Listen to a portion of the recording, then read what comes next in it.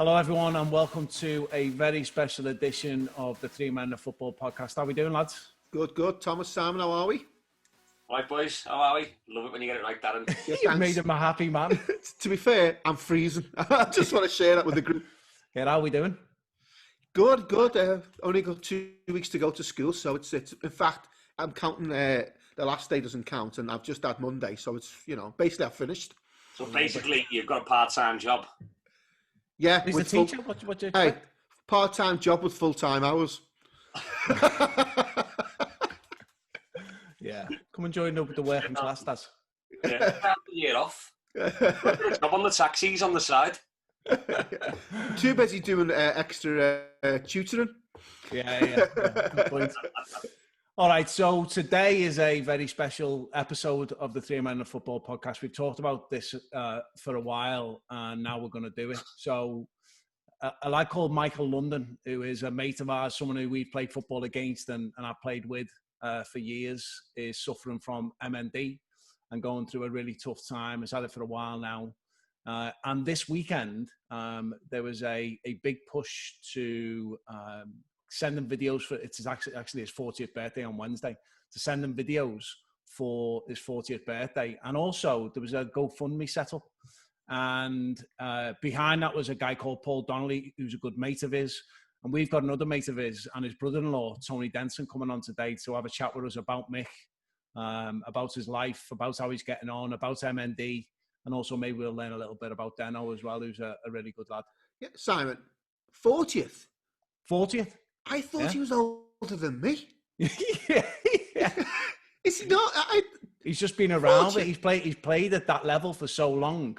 Oh, and he was so young when he started. He must have been about 12. He definitely doesn't look as old as you does. No, Darren. In fact, none of us look as old as you does. Listen, I've had a shave for this podcast and all sorts of that is a special one. Darren, you're starting to look a bit like the warden out of the Shawshank Redemption. I don't know who that is, but I presume he's a good-looking chap. All right, well, listen, Tony's coming on. Let's get him on and have a chat with him about Michael. This is going to be a good one. Hello, Tony. Welcome to the podcast, mate. Hello, lads. He's okay? Yeah, you all right, Tony? How you doing, Tony? And I called you by your first name for probably the first time since I met you. I didn't know whether to give his full title, like Anthony, because that's what his name's otherwise known as Deno. Yeah, only my nan calls me Anthony, yeah. Really? Yeah, well, she's dead. Yeah, she did. Great way to start things off, mate. So no one then. Yeah. So how are you doing, mate? Are you good? I'm a bit sore from yesterday, I'll be honest. You had a busy weekend, haven't you? In the rectal area, yeah. Nice. All right, so let me fill in some details. Yeah, because you have to, Si, because that could have gone really wrong there. That'll make Mick laugh for a starter. So we've just told everyone now, we've got you on to talk about Michael Lundon.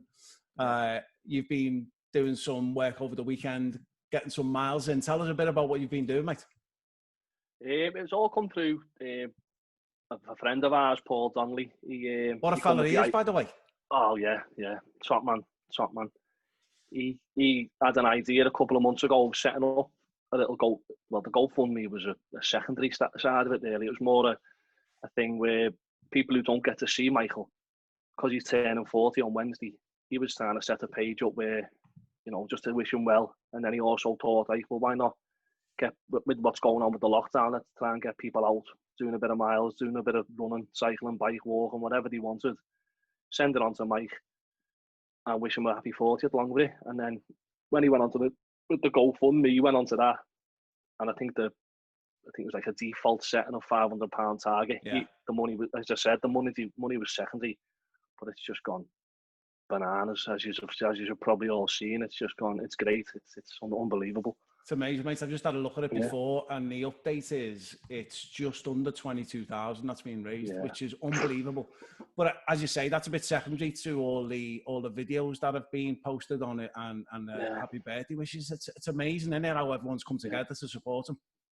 There's a few more as well that we're actually keeping back. We're trying to knock them. The ones that have been coming in, we're going to try and compile it. I mean, Mrs. is going to try and do it into a big, massive one and put it on his telly on Wednesday, because he's got no idea of the magnitude of it. He knows that a few friends are doing it, but he's as you probably know, he can't access a computer or not at the moment. So, but his wife and my missus are going to knock it together and show him on his birthday. So I think he'd be blew away by it, to be honest, the support. I love but that, mate. Isn't that just the type of guy he is, though, that everyone, I mean, who've played with him, against him over the years, had battles with him over the years, and just want to do this for him, and almost like, you know, say that, listen, you're 40, it's great that you're 40. He still looks older than me, though, to be fair. I mean, I'm 45. We've just had a conversation, Deno, about the fact that he thinks that Michael looks older than him. Not a chance. Darren definitely looks 50 plus. Yeah, it is. It's amazing that all the people have come together. I wasn't really surprised because I've known Mick for a long time, and I don't know anyone who didn't like him. That was even after he kicked me around the field a couple of times. For 90 minutes, for 90 minutes, yeah. Lots of people didn't like him for 90 minutes. But just a top class fella, isn't he? Yeah, well, he's probably everyone says it. You speak to about him. He's the nicest fella you could ever meet. He was just a top man. He didn't. He wouldn't have a bad word to say about anyone, Michael. He's still well, unless it's about Liverpool, like, but we won't go down that road. Yeah, let's keep the podcast clean, you know. How many miles did you do, Deno? I think if I haven't got the final count off James yet, what we've done yesterday with the Seymour lads and a couple of other lads, but I think I've done an half marathon with our close friends in the morning, and then we've done probably about 28 in the evening. So I think it was just touching 40 mile, I think, on a kid's bike as well. I had this little tiny bike, so you can imagine me on a small bike. Then I panicked, then I thought you were running it. I was going to say... God, no. Well, let's get down to the nitty-gritty. How sore is your ass? Ridiculous. Honest to God, I had to stay off work today. That's fucking brilliant. Brilliant. But it was a great turnout, mate. There was loads of people on those bikes. Oh yeah, it was unreal. Especially the lads, the second lot. I just turned up on a bike because Jamie Chalner said to me, like, we're going on a bike ride for Michael. James is coming. A few of the Seymour lads are coming. Just grab hold of a bike and come. And it turns up, and this lad had this bike, honest to God, and had a gear stick on. It was electric. Chopper. And he was doing about 40 mile on it. 40 mile an hour, and I'm like, that pedaling? Oh, it was ridiculous, but it was great. It was great. We held up some traffic though on Queen's Drive and all that. Oh, really?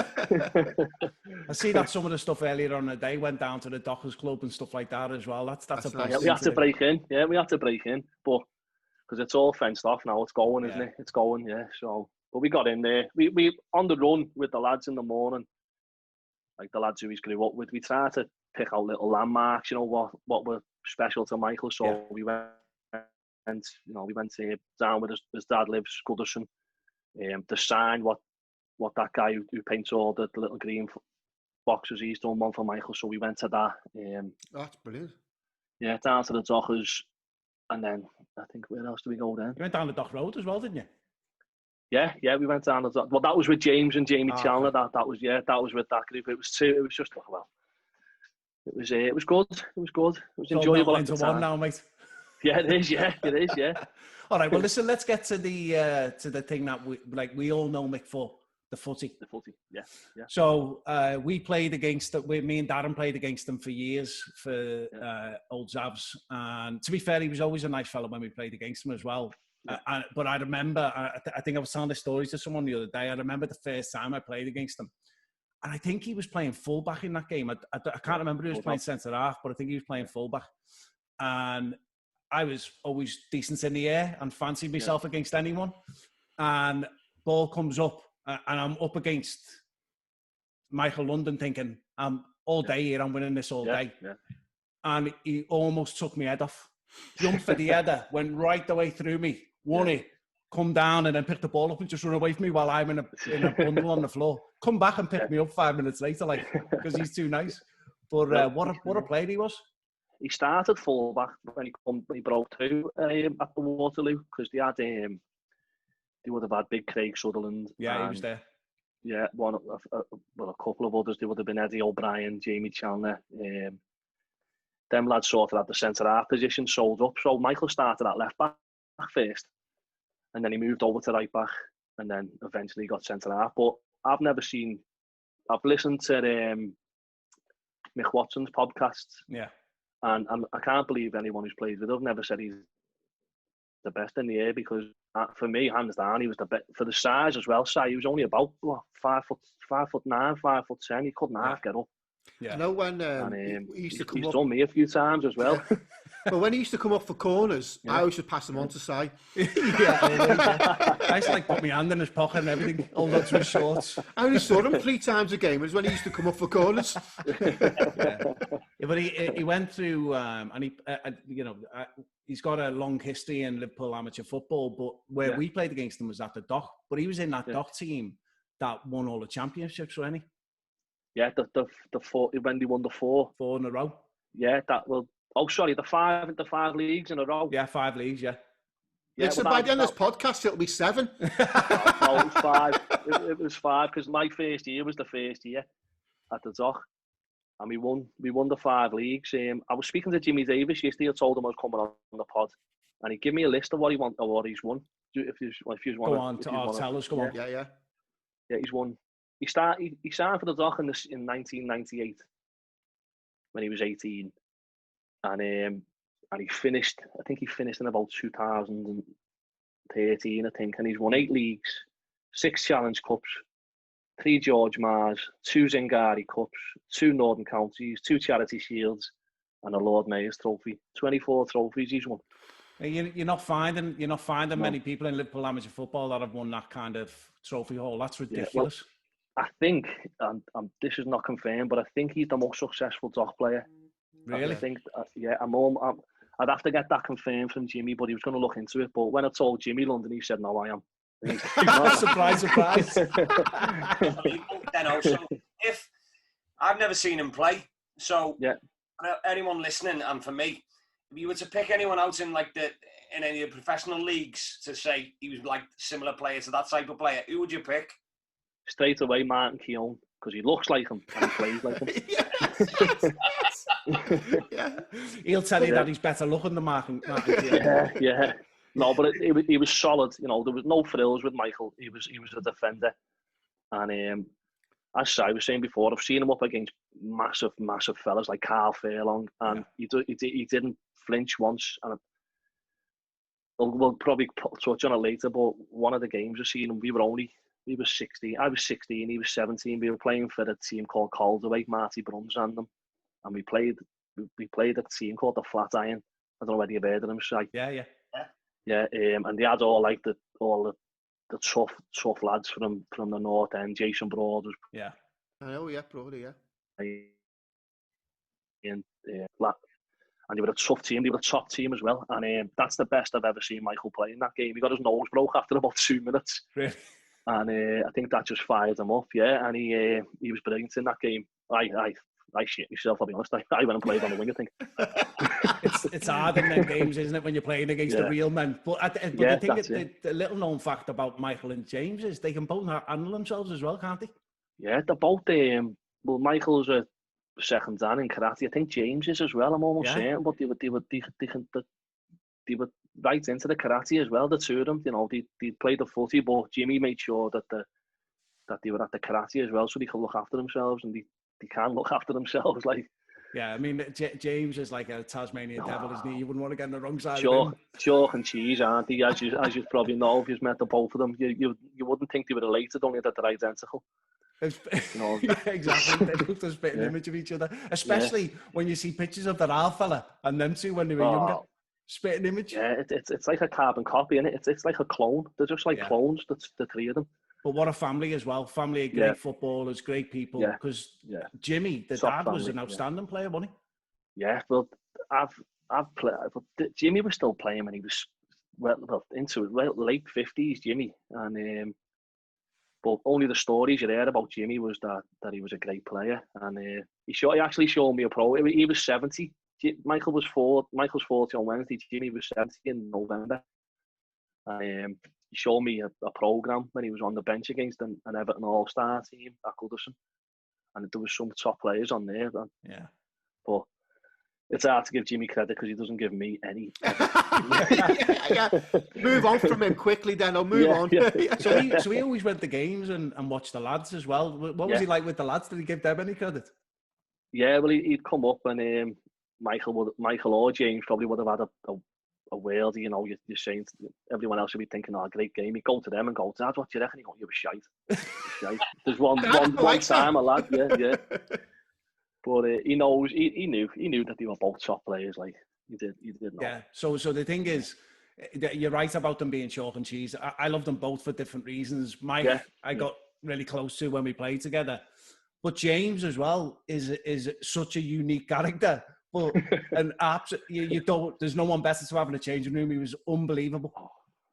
Brilliant. Some of the stories with him, you couldn't say it on these pods because you just get banned for life. Honest to God. But he's a lovable rogue, James. He's and he's a good kid as well. You know, but he's a life and soul of a party as well. You need him, as you say, you need him in the changing room or on a long trip somewhere. He's brilliant. Was he a forward? A winger? Yeah. But he was play anywhere across the front, wouldn't he? Yeah, he would. Yeah. He was direct, fast, and he could finish as well, James. So quality football. I hate them type of players, though. I hate them players who are quick. We don't mention speed, Deno, on this podcast. Well, it's all right because Deno hasn't got any. Yeah, I was going to say, I'm sound here.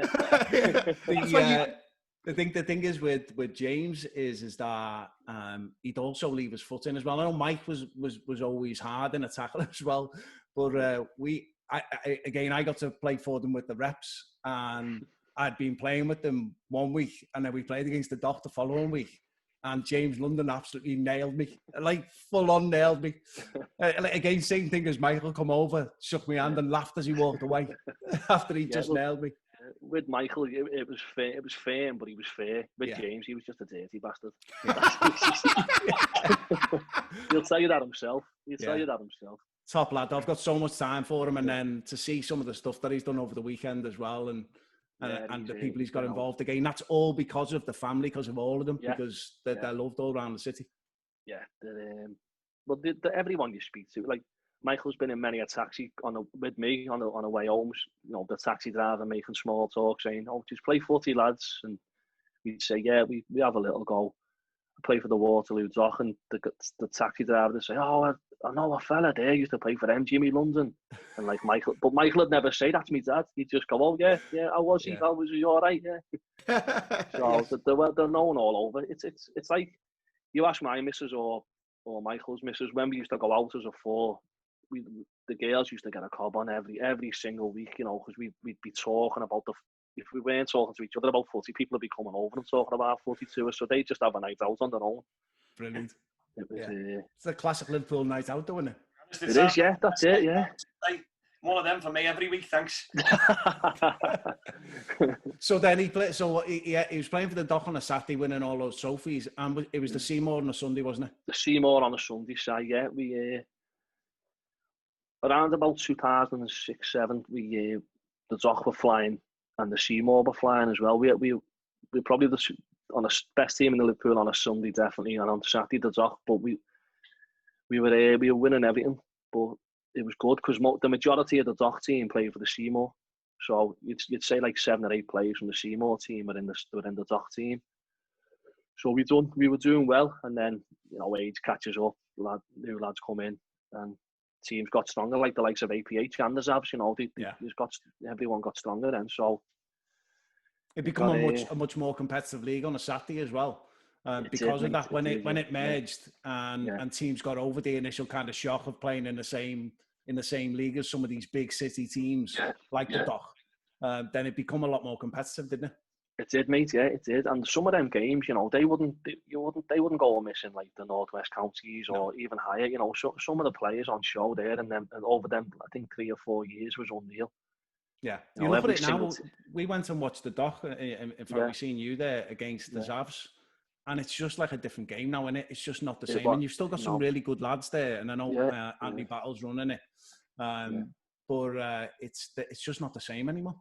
No, well, that was again. I don't want to knock the lads because it's easy watching, isn't it? Definitely, yeah. But Yeah, but it didn't have the feel of like a Dock Zavs game from the past that we'd played in. You know, it was always tight. It was always tough against the Zavs, I remember, because you were always big, strong, fit.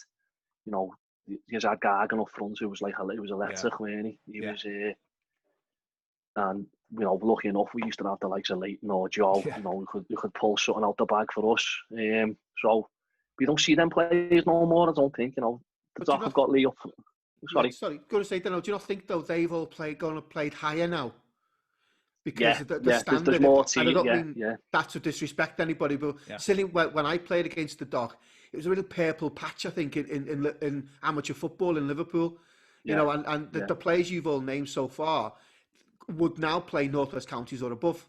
Yeah, they go up, they go now, they go up now, that's right. I think at the time, as you say, we were just lucky to get all these players playing in the county comp together and against each other. You know, even the likes of Page Celtic, they pulled in some great players. What a team they were as well. Yeah, I think like Leeds Sunderland ended up playing for them, didn't he? So, yeah. In fact, we were just talking about that. He was playing in a Vets game on Sunday, apparently. Yeah. he loves to play. He likes playing. It's like Steve Jennings is playing for the Oyster now, still, isn't he? Oh, really? Yeah, he's apparently he's playing early. I've talked to Tom Rooney. Well, I'll go with the kids' footy, and he said Geno's there. So, but even the Vets League, you know, I know I keep promising to come down for South Side, and I will.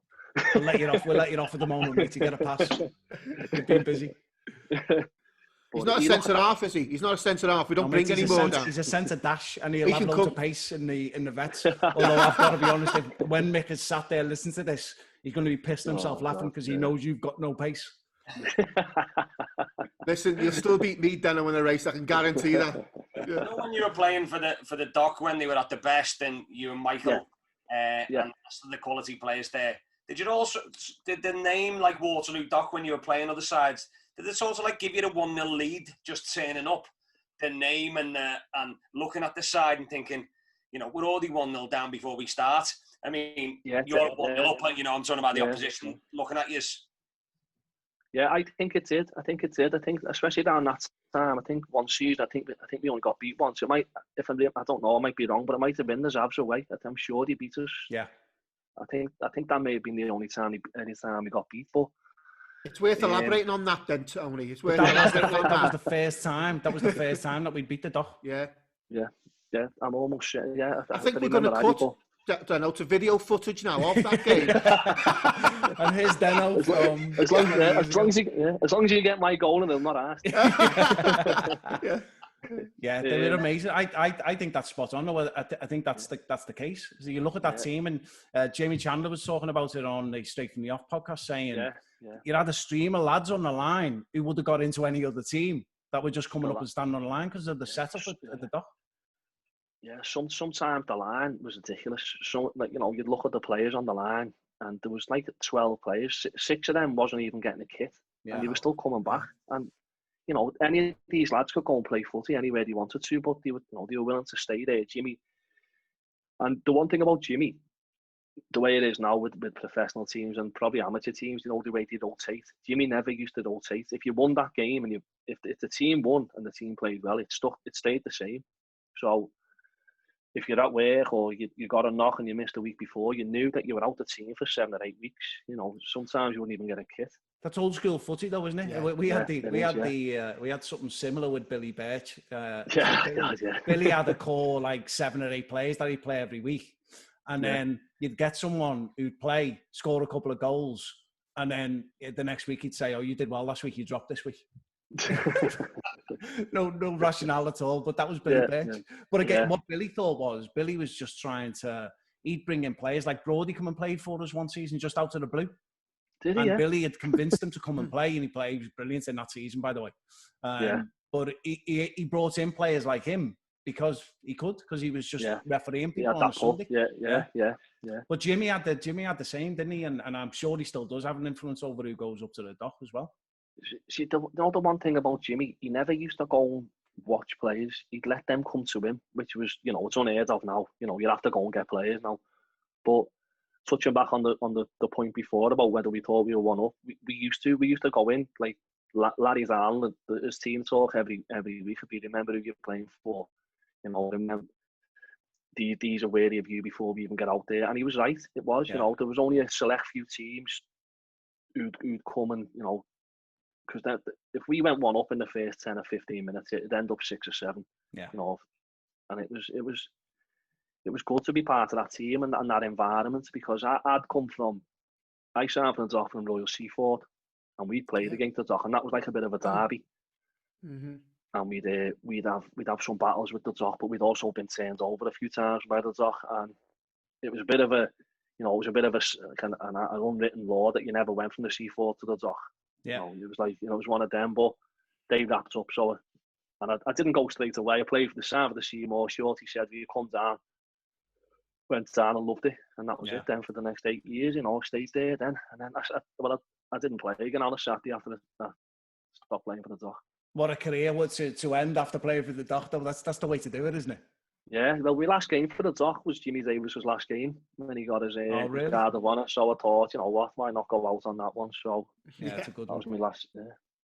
And so was Mick captain then as well? Because he did captain at some stage, didn't he?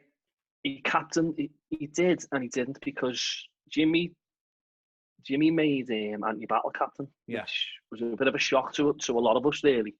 And it was a masterstroke, really, because Anthony done well as a captain. And I think Michael was vice captain for a long time. You know, if Anthony was never there or banned or injured or something, Michael would always be captain. But it was Anthony who was captain, which shocked well, I wasn't there when Anthony got made captain, but it shocked a few of the lads when he got it. Like, but oh mate, he was an absolute nightmare to play. I used to love playing against him because it was hard, and he'd run you all day, and he'd try and wind you up, and I loved all that, and I loved the battle. I think I may have said this on another podcast. We were having a really good game against the Dock, and I'd done well for like an hour, and I'd won a tackle or something, and he turned round, goes after me with the ball, and then as I walks away, he says, "You're only here to win headers and tackles."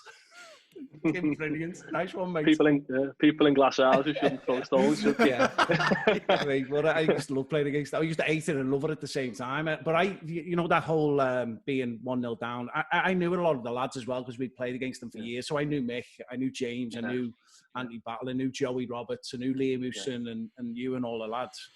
Yeah. So you'd come up and you'd think, I always knew that we had decent players, so I knew we could have a go. But I also knew that if we did go 1-0 down, it was going to be really difficult to get back into the game. So for us, the first 20, 25 minutes were always the most difficult part of the game. Because when you had people like Leighton playing as well, you could get a goal out of nothing. So what we had to do was we had to make sure we were really solid for those first 25 minutes, and then you grow your way into the game. And then I always thought that with the Dock, if you didn't score in the first half, then there was a certain level of frustration because you're almost expected to score. And the people who were on the line expected you to score as well. Well, that was it. The line were horrendous. They were all top fellas off the pitch, but you know, you could hear them saying, "He's a pile of shite." You know, you're talking about Leighton. You know what I mean? Because he just missed a one-on-one. And but that's true. So, you know, if I agree, if we didn't go 1-up or we weren't winning in the first half, especially, the Jimmy and Lad, they'd tear the back off, you know, in the team talk at half time. And then you're under even more pressure. Then go one down. One thing that we used to do, we didn't used to like each other if we were getting beat.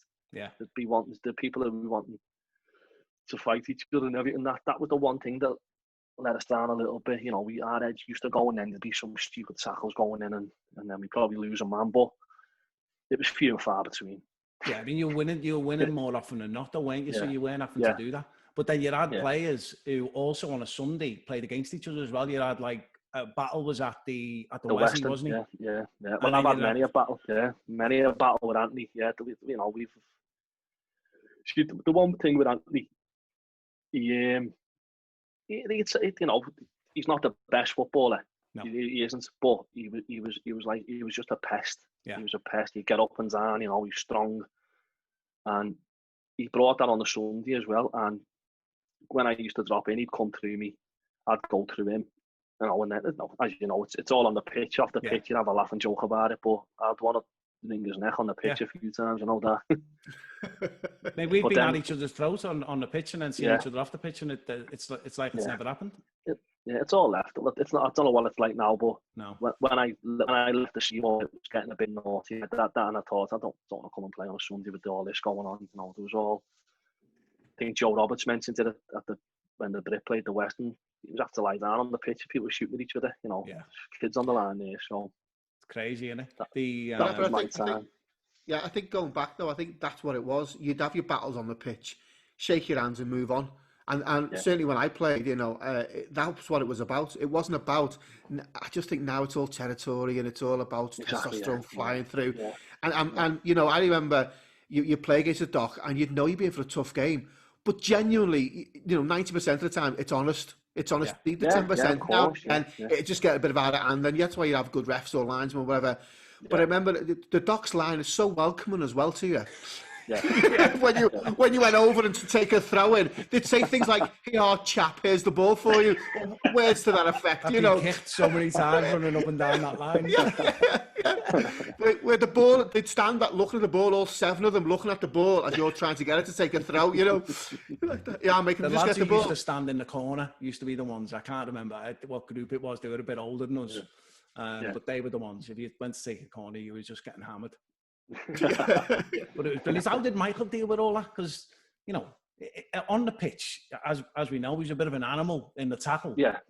But like as we said before, you're not meeting a nicer man. So how did he deal with that side of it? Because he never seemed to get involved in any of the bitching on the pitch. It never seemed to be him. James would, obviously. James loves it. James loves it. But with Michael, it takes something for him to lose his head, and like that. There has been the odd time when he has lost his head, like, you know, when him and Davis have been at each other's throats, but it was very rare. I think he just used to try and be like a calming influence on the pitch, Michael. But if you weren't putting a shift in, he'd let you know. Fucking hell, he'd let you know. You know, he's and if you didn't put it in afterwards in the dockers afterwards, he'd tell you as well. He didn't pull no punches in the changing room or in the dockers after it. A bit like his fella. Yeah, brilliant. That's the way you want it, though, isn't it? Yeah, of course. That's what you want. You know, you don't want people blowing smoke up your ass. You want to be told. It drives you on to be better, I think. Stuff like that. I know sometimes it's difficult to hear when you're on the end of it, but as long as you can take it, if you're going to give it out, I would have been interested to hear some of the conversations between him and James. Do you know what though? That he was the one kid he used to give a walk over to, and you know, he'd always try and see the. Like if James went over and two-footed someone down the throat, he'd say, "Well, he had his head down." You know what I mean?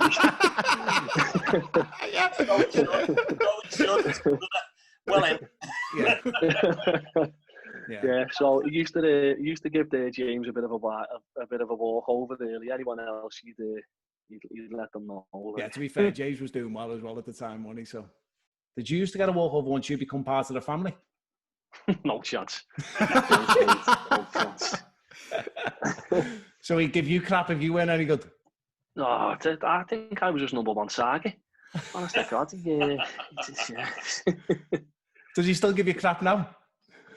He did. You know, when I mentioned to sign, when I said I was going to sign for the South, he just started laughing. You know, I don't know whether that was like a vote of confidence or whether it was just. Is that because you were making a comeback or playing for another team? Making a comeback. Yeah. And I know he's missing. Yeah. You could definitely do it at our level, though, I swear to God. Yeah. Let's see. Yeah. We'll have to get him down to a game at some stage as well. Yeah, well, he's getting out a lot more now. He's you know, with what's been going on, he hasn't been out much, but since I think the last couple of months, Jimmy's been, and Vicky more than anyone really, but Jimmy's been getting him out while Vic's been doing the work, getting him round the park. So, and any little, like Vic got him down to before we set off on our run on the bike yesterday. Yeah, I seen that. Yeah, and then she took him up to all the girls and the kids went up to Crosby Marine and had a little walk, and he stayed with them all day with Jimmy and he misses his mum and dad as well. They help out a lot with them as well. So brilliant, love that. So going to his illness, when did it start and how did it start and stuff? Because it's obviously progressed pretty quickly, but when did it? I remember I was in the States when it kicked off, but when did it kick off for him? See, it happened. What are we in now? 2020, so it must have been 2018. Well, even before that, so in his last season or the season before for the Dock, he took a bad knock to the back of the head. He got knocked out on the pitch, and it ended up getting progressing into vertigo. So he suffered with that a lot. And what happened? He kept like tipping over. This is when he was able, he was still up talking. Yeah. And he kept like tipping over and falling down. And he got one day he was carrying Teddy down the stairs, and he said he just blacked out.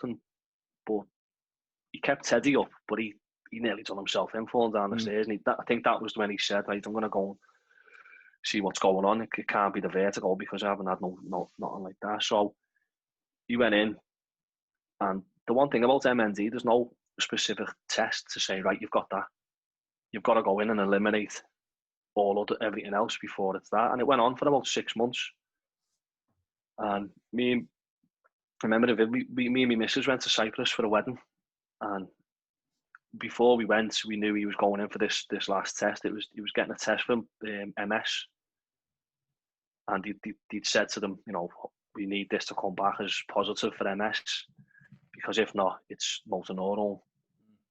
And we got a phone call just as we were getting on the flight home to say, like, it's come back negative for MS. It's motor neurone disease. And that was it must have been 2018. I'm sure, I'm almost saying it was. And they got told at the time that there's different strains of motor neurone disease. There's ALS, what Stephen Hawking had. I don't know what the rapid one is, and there's PLS, and that's what Michael was diagnosed with, which is meant to be the least progressive strain of the lot. And it doesn't, well, for me or for anyone who's seen him now, I don't. You're meant to live for like 25 years with the one he's got. Deteriorating at a slow rate, but Michael's seems to be so rapid at the moment. But it's an hard one, because Vicky and Michael are still waiting now, because they keep getting told different things, that it's ALS, then it's PLS, so they just don't know. They're in limbo still, even 2-3 years down the line. It's crazy, that, isn't it? That someone could be in that position and not get to know what's going on. I mean, that's one of the things about MND when you do reading up on it. It's the finding out that you've got it is actually really quite difficult, isn't it? Because you've got to rule everything else. It's so tough. So there was one just after his diagnosis. They were told that no, he hasn't got MND. He's got something called stiff man syndrome. And when we done the research on that was the MND is horrific, but the stiff man syndrome was even worse. And it was just at the time, when he first got diagnosed, it was a bad time for everyone, because as you know, Michael, he's such a proud fella. And I think he knew what was coming down the line, but I don't think none of us thought it was going to be this quick the way he's deteriorated. But he's still there. He's still laughing and joking. So So I was texting with him, and he'd been diagnosed, and he texted me back saying, I've been diagnosed, this is what's going on, but I'm still all right, I can still interact, I'm still, he was on Instagram, he was texting with me. And so we had a chat, and I said, well, I'll be coming back at some point soon, hopefully I'll see you when I get back. And then I come home, and I was in Paris airport, and I seen someone walking through with a wheelchair. And I thought, that doesn't half look like Michael. Surely not. Because it wasn't long before that I'd been texting with him, and he seemed okay. And then I seen you, didn't I? And we had a conversation, and then I think I was kicking off at the stewardesses, weren't I? Yeah, you were. Yeah. Well, because they wouldn't let him to the front of the line, so Vicky brought him up to the front of the line. You can take the dock out of the lad. Well, to be fair, he was being pretty reserved. I don't know what I would have been. But anyway, she brought him up to the front of the line, and I'd never met her, so I didn't know her. So I went over, and firstly I thought, what do I do? Because I know you told me that at that stage, he's not interacting much. He can hear everything you're saying, and he knows what's going on, but you're not going to be able to have a conversation with him. But then I thought, I can't let him go by and not go and have a chat with him. So I introduced myself to Vicky, and then I had a conversation with him. And I was just holding his hands and having a conversation about footy. I was just talking at him, I know. But I was just talking about like the games that we played in and some of the memories and stuff. And he's grinning away, squeezing my hand. It was such a shock seeing him having progressed that quickly. I can't imagine what it's like being part of his family and seeing that happen that quickly as well. I mean, it's just unbelievable how it's accelerated. Yeah, that was the frightening. Well, there was the frightening part there. The deterioration in that first year was mind-boggling. We were still going to match. One of the first matches we went to, we actually walked to it on sticks, and then come the end of the season, it was a chair, and now he's if we still go, well, if we can get back, we're still going to go. He still wants to go. Don't know why. Not at the moment. Yeah, he still wants to go, so that's a bit of a release for him. That'll get him out, and then I think once the weather picks up as well, I think we're going to try and take him a few games as well, because I think he's coming down to the fact now that he'll want to go and watch a few games as well. Yeah, especially when they've started so well in the season, mate. I know they've been going down, but they had a good start. Yeah, they did. Yeah, dreaming of Champions League and everything, but the Evertonian. Yeah. Oh, unlucky. I know.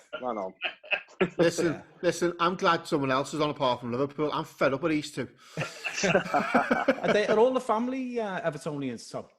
No, Jimmy's a red. Jimmy's a red. Yeah, Jimmy's a red. The two lads are blues. Funny. Yeah, it's mad the way it worked. I don't even know how it worked out, to be honest. That's a goal against that fella, isn't it? I'm going to guess they saw sense early on. Born during the era when Everton were good. That's it. The 80s, yeah. To be honest, my dad's a red as well, and I'm a blue, so that's worked out. I don't know how that's worked out, yeah. What's going on there? Yeah, but think about my brothers are blue as well. So my dad's a red, I'm a red, my brothers are blue. Yeah, it's crazy. To be fair, we like Si's brother better. Yeah, he doesn't talk as much. Yeah. So he's progressed right now, and we've all seen what's been going on over the weekend. Yeah. How's it impacted his family? Because that's the bit that I guess when you're close to, you're obviously part of the family. When you're not close to them, I think about that a lot. I think about him a lot as well, obviously, but I think about his family and what they've had to deal with. That I just can't imagine what that would be like. Yeah, it's tough, Si. It's tough because they've got two little kids there as well. Seddy's 4, Maya's 6, and it's hard for Vic and Michael as well. But for Vic, in our hero, she's like a superhero, to be honest. How she deals with it, she the way she gets through it all, and the kids don't miss nothing. They get a lot of, she gets a lot of help off my wife, off Jimmy's there every day, helping get Michael out of bed and stuff, and stays there every day. Phil and Barbara, the mum and dad, they're brilliant with them. They're there most days. In fact, every day, to be honest, with Jimmy. But it's hard, because I think, Vicky, I was at the kids' footy with Vicky today, and she texted me and I said I was coming on. Yeah. And I said, like, you'd give me a little prep of that question. So she had a chat with Michael, and what she said from what Michael had said recently from his perspective was that he hates that all the choices have been taken away from him. He's locked inside a body that won't work no more. Going from being so active to being stuck in a wheelchair, he's unable to speak, and it's becoming so hard for him to communicate, because he's slowly losing the movement in it, and that's how he communicates at the moment. Like his left hand's yes and his right hand's no. That's how he communicates at the moment. He's got an eye gaze, but that's just doesn't seem to be working for him. This is how he got this over to Vic. But he's still positive though. He is, and I think the one thing that's really getting to Michael is that he can't go and watch Ted play football, or he can't go to Myers dancing or nothing like that. Because he wouldn't have missed any of that. It kills us going to these dance shows, like, you know, when we used to go and watch footy, and you see, I don't know. Anyway, you've got to do it, haven't you? Yeah, exactly. Yeah, you've got no choice, mate. I imagine Mike would have been a cracking dancer. His movement on the pitch was wonderful. But that's the other thing when they're in these shows, that, you know, the access, like, and I'm not having a go at no one, but the access for the disabled is awful. Oh yeah, and, I can imagine. You know, it's even in Disneyland side when we seen you, it was tough there. It was really tough. Yeah. We got told that it was accessible for them, and it was hard. It was hard, but you know, you go in there. There's not one. It's not woe me. None of it's woe me. It's all, you know. It's all positive. It's all taking the piss out of each other still, you know. It's good. It's good. It's still a good environment, because I don't think if you let it get a grip of you and you get down, there's only one way it's going to lead, isn't it? Yeah. But Deno, you know, I don't know Michael as well as you guys at all, really. But what I do know is he wouldn't want it any other way. He still wants you to take the mickey. He still wants you to take the mickey out of him and have a go at him. No choice. We're going to anyway. Yeah. But he still wants that. You know, I remember he used to come to our school and work upstairs, because we were an outreach part of the school for a moment, and we met each other in the corridor, and that was the closest I got to him from a corner. But it was like, he looked at me, because I wear glasses, obviously, and he wore glasses. And we both looked at each other and said, I know you, but I'm not sure where from. It was like, it was bizarre, but then obviously we found out he was from the dock and out from his house. But I think it's great that he still wants to take the mickey out of each other, and I think that's important that we do it as well. Well, when I spoke to him that day in the airport, I didn't talk to him about anything serious at all. I just talked to him about some of the stupid things that we've done.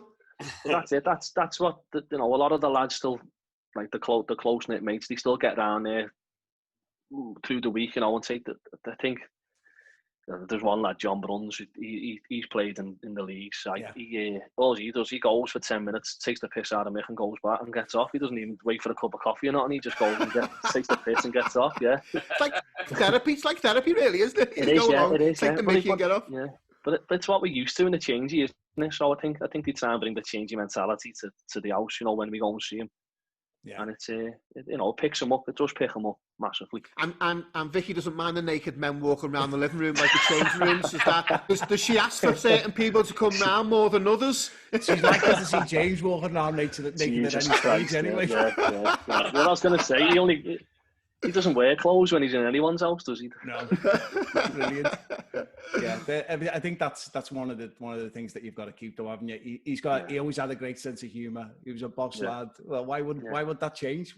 But I do think that people act strange when things happen. So I've got a mate who had who actually still got a brain tumour, like 7 years down the road, and he's still here and doing really well. But one of the things that he struggled with was his mates started acting differently with him. So they wouldn't come and see him because they didn't know what to say. They wouldn't act normal. And he said that was the thing that he struggled with most, because what he wanted was for things to just be normal. He didn't want people to come and feel sorry for him. Yeah. He wants people to come and just be normal. I think that comes naturally to people outside, doesn't it? You know, I know a lot of people say to me, I can't go and see him. I can't see him because I don't know what to say to him because I haven't been for that long. But he wouldn't bat an eyelid. You know, if someone turned up out the footy and I just had a coffee there, and I had a laugh, that might have been made up, but I can understand if people don't go, because I can see the point. You know, I can see where they're coming from, because it is hard to go to see. If you hadn't seen Michael for a while, you'd get a massive shock. You know, there's lads who've come over from Australia and hasn't seen Michael for a while, and he got a bit of a shock. But then after 5 minutes, you click back into normal, like yourself, Si, when you see him in the airport. You know, you know, you just go back into changing mentality, don't you? Yeah, well, Simon was after a fiver he lent him about 3 years before. I was trying to get the ball back off him. So he doesn't lend anyone any money. So I played with Michael at the reps, and I actually went up in the loft the other day because I don't know why, but I kept these, right? Yeah. So I've got some of the programs from we were played for the reps together. And Michael captained, and I captained. Whoever was there was captain of the team. But I've got like 3 programs. I've got the program from the final as well. But there was something in one of these, right? So here's the description of Michael. This is Michael's 3rd campaign in this competition. He takes his football very seriously, which I thought was hilarious, and trains hard and plays the same way. He is a very good organizer and a player who commands respect from his teammates. Yeah, I mean that is what he's all about. Yeah, that's intuitive. Yeah. Let's hear what Stewie Daly said about me. Oh, I thought they had to write their own. No. So so that was actually Stewie. So what he wrote about me was he just wins Dennis and runs round. No, but it's basically the same. Big, strong centre half who still thinks he can play in midfield. Yeah. Can we add to this day? He still thinks he can. Still thinks. Well, actually, James will love this because James scored in 2 goals in one of these games as well, and was outstanding, by the way. But then James didn't play in the final because it was what was it? His kid's christening. Yeah, I was at the christening. I remember my Joey and Liam coming straight up. Was that from the Isle of Man? Was that the Isle of Man? Yeah. Guernsey. Guernsey, yeah. I remember them turning up at it. Yeah. Didn't Michael went as well, didn't he? He did, yeah. Michael went, yeah. He couldn't because he was obviously it was his due. He couldn't do it, but so that's I'm showing the program from the final. What a day that was! So we actually got beaten in that final, but the run to that final, no team in I don't know how many years had got that far. We got to the final. We should have won it, and I actually think James will love this. James didn't play in the final. If he'd have played in the final, I almost think he could have got us over the line because we just didn't do it on the. I know he's going to help me for that, but he'd have probably got us over the line because he's been brilliant in the games right the way up to it, and we had great players. But he just gives you that bit of edge, doesn't he? Give a bit of something that we didn't have on the night. Yeah. Simon, I want to ask the question: was it yours or Michael's fault for the goal? Well, I was definitely at fault for one of the goals. And Stewie Daly told me afterwards. But I've also still got the medal that we won as well. So that's the medal that we won at that final. And it's like it's the same medal that you get when you lose the FA Cup. But I kept mine for some reason. Yeah. I don't know whether Mick threw his away. I think Michael's... Do you know what? I think he used to throw his runners up away. Yeah, I think he used to throw them away. He wasn't happy at all. Like. But that trip, we had an absolute ball. We had some boss nights out, really good lads there. And even though we got beat in the final, we'd done really well as a team. And what had happened was we'd started the campaign and we weren't great in the first game. We scraped through in the first game. We just got better and better and better. And then on the final, just didn't turn up as it happens at times. But that was when I played with Mick and he was unbelievable, absolutely unbelievable. So I was a central midfielder at the time, but was playing centre half for the reps. And I basically just did what he was telling me to do. When he was playing, I was going and winning the ball. I was doing the things that he was pushing me around to do because he knew the game much better than I did, especially at centre half. Yeah, well, I think that description there has got him down to a T, hasn't it? He did command respect. You know, when you played with him, you know, it was instant, wasn't it? You know, you could just tell that the aura about the man when he played footy. Yeah, he was he was a leader, and you needed them in your team. Like there was times when he's pulled us out the trenches, Saturday and a Sunday, you know, just through sheer determination.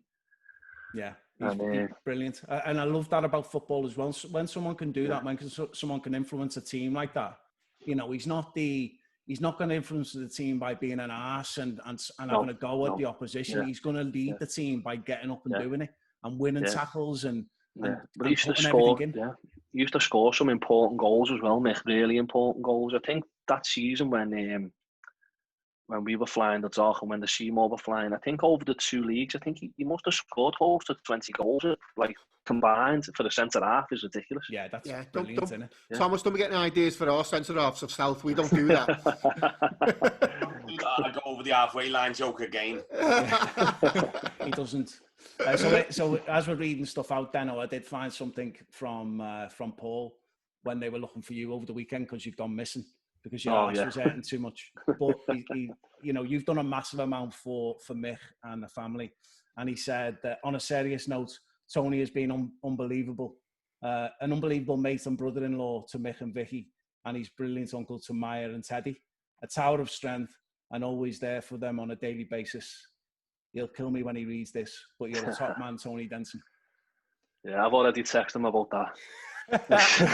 Checks right, in mate. The post. He's right, mate. You've been amazing, and you know, I know how close you are to him, and what you do for the family, and how involved you are. But you know, he needs people like you who will be there for him whenever he needs them. But he also needs someone who's going to take the piss out of him on a daily basis as well.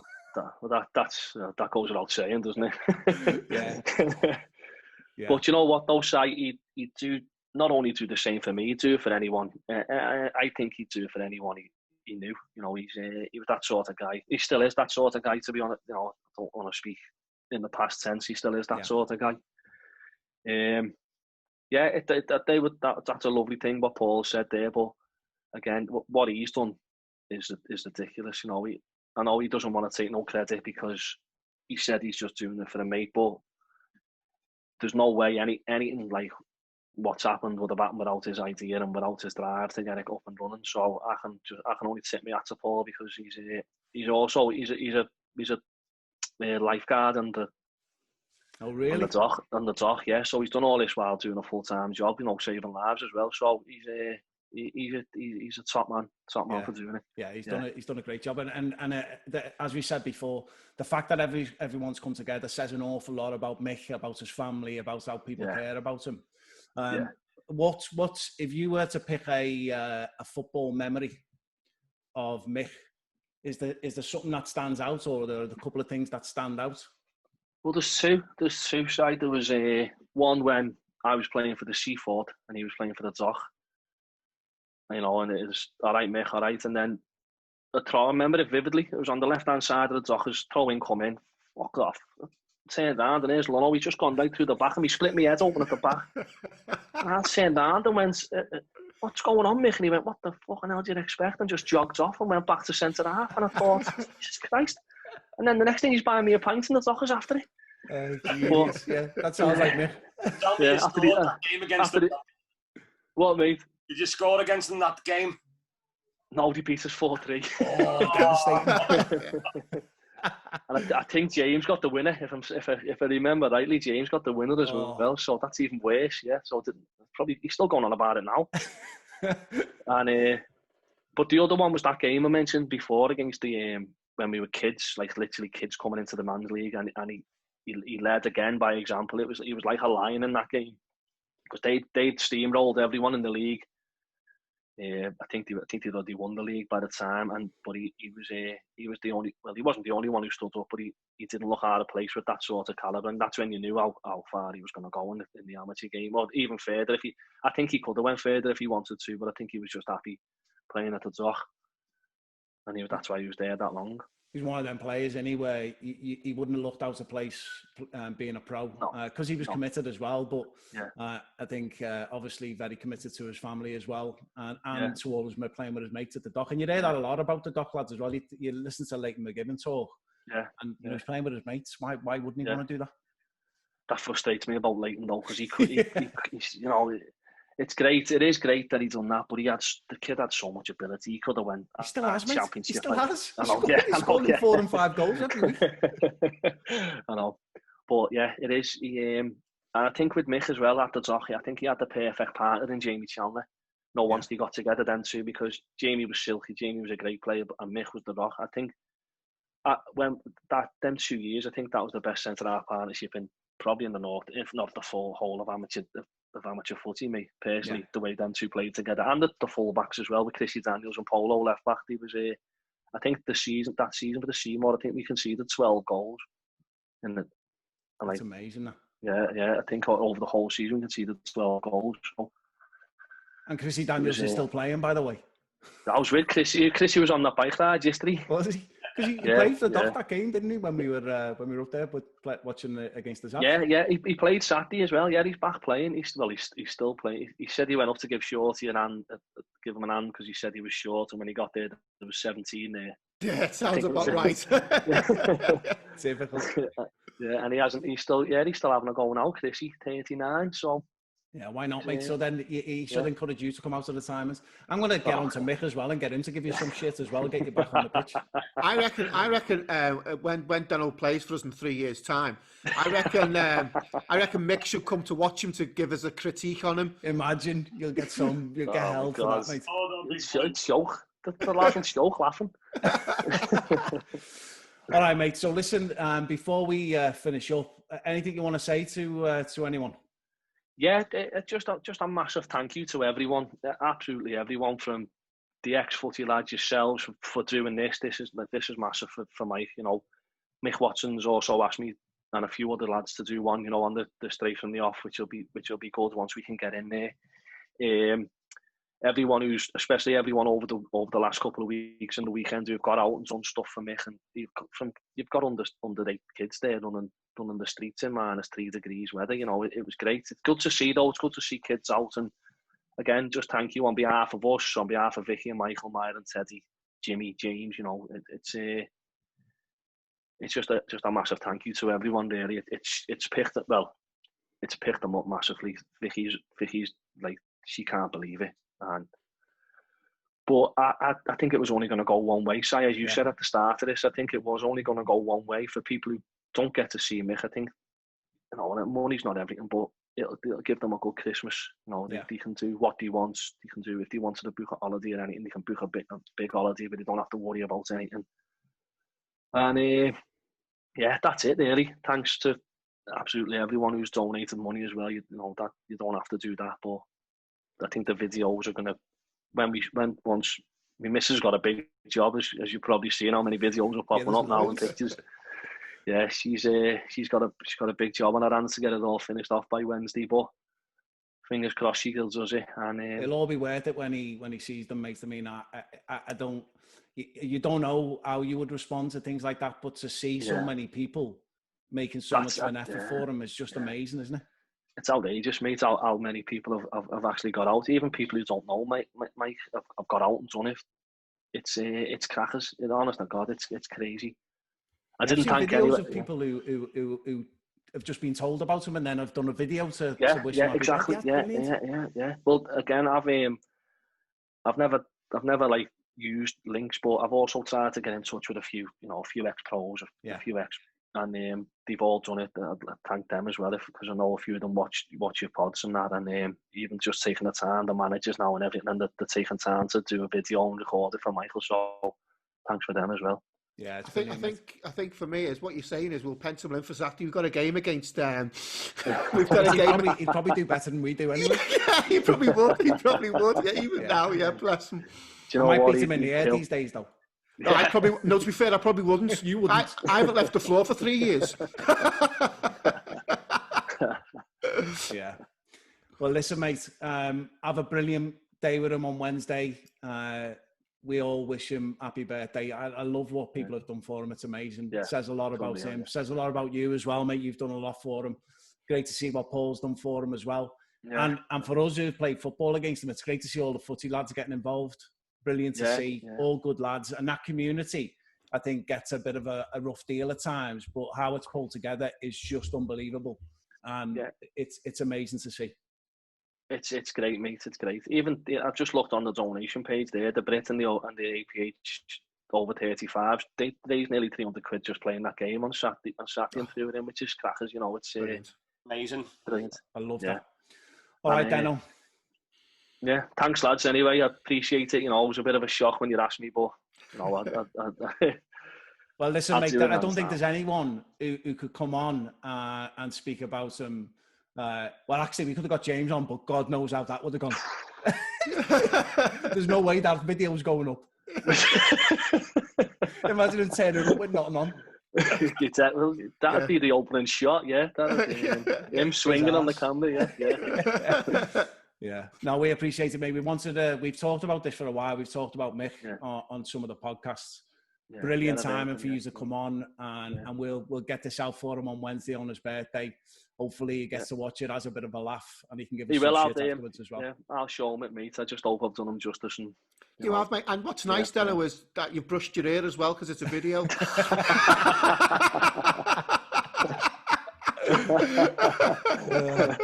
All right, mate. Look after him. Make sure he has a good birthday. Yeah. Take care, Deno. Cheers, mate. Take it easy. Cheers. Look after yourself. What a brilliant podcast that is. Love doing that. Amazing, and it's great. He spoke so well, and only 2 swear words I counted, so he did very well. It was more than that. I think James is going to be a little bit disappointed that he hasn't sworn more. We were trying to raise money for the swear box, so I don't know how much we got.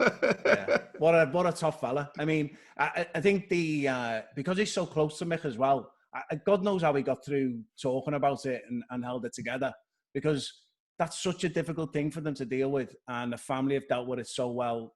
Tony has been really close to Mick for a long time. He's part of the family, obviously.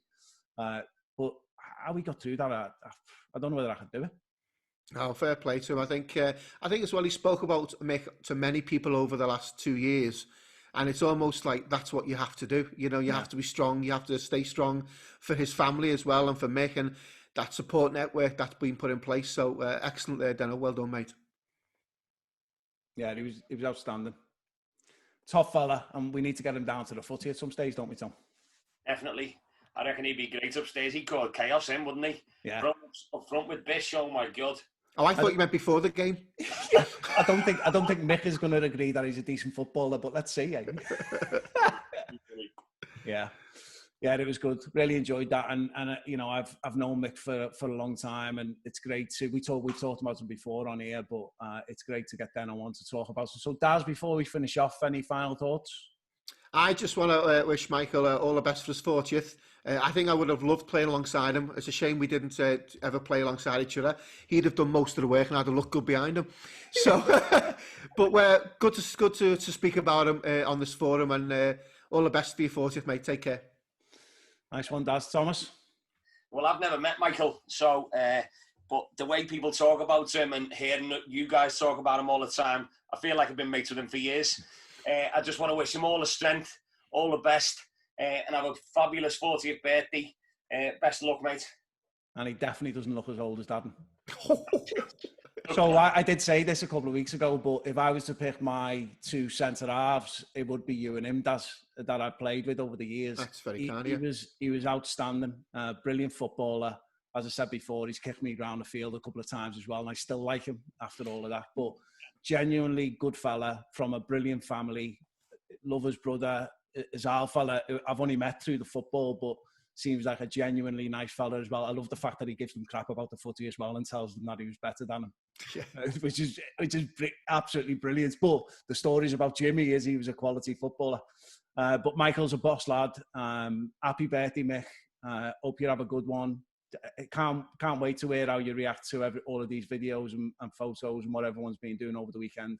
Says a lot about you and how much people care about you and want you to be healthy. Have a good one. Happy birthday, and hopefully we'll see you again soon. All right, lads. Thanks. See you on the next one. See you later, boys.